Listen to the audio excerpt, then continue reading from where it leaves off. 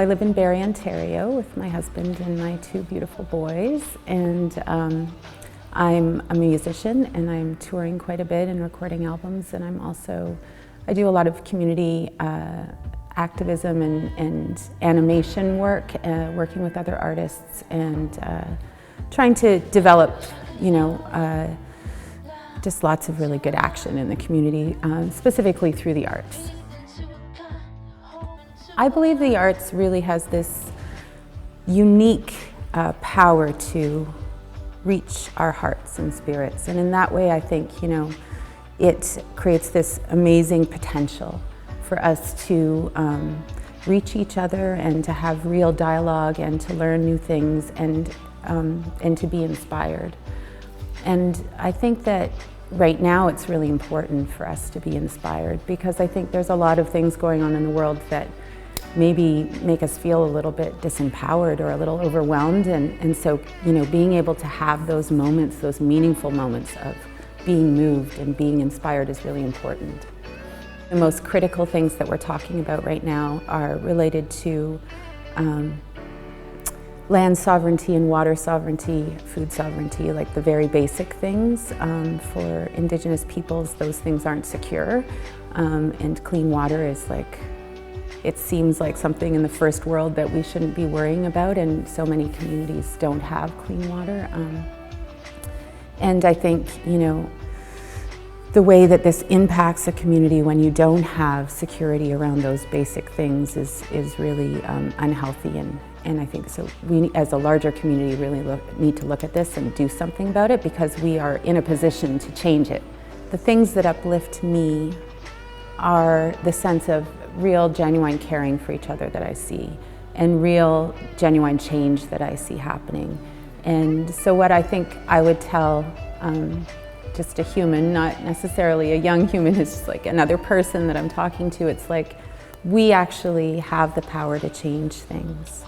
And we aren't, as overwhelming as things seem sometimes, or as small or insignificant as we all feel at times, we actually are very powerful, and the choices that we make in the small ways in our everyday life, the way we take care of our own selves, the way we treat our families, and the way we have a teaching that says walk gently upon the earth. And so to me, I think about that a lot, and I think about walking gently and walking with kindness, and so I think those things, which actually maybe seem really warm and fuzzy and idealistic, actually are where our power lies.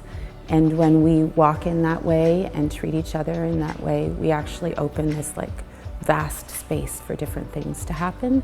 And I imagine that if all of us are doing it, then the world becomes a really different place very quickly. It's funny, this room that we're in right now, I actually remember being in when I was a teenager, and I was a little bit lost at that time and not entirely sure what I was going to do with my life. And I remember dreaming every day about doing the kind of things that I'm doing now. And I really didn't understand how to get from here to there. But I do, what I know about the journey is just to put one foot in front of the other and keep moving towards it. And that I didn't have anything that actually told me that that was ever going to happen for me. I just put one foot in front of the other and believed that was the only thing that I knew how to do anyways. But I believed that at least I was doing something, rather than the powerless feeling of doing nothing. And just dreaming about it, because I think the only actual difference between dreaming and being an artist is the doing. Lots of people think of beautiful, amazing things to do. The artist is someone who actually does those things and takes those risks, and I think it's really, it's not an act of courage, I don't think. It's definitely not an act of fearlessness, because there's fear every single day.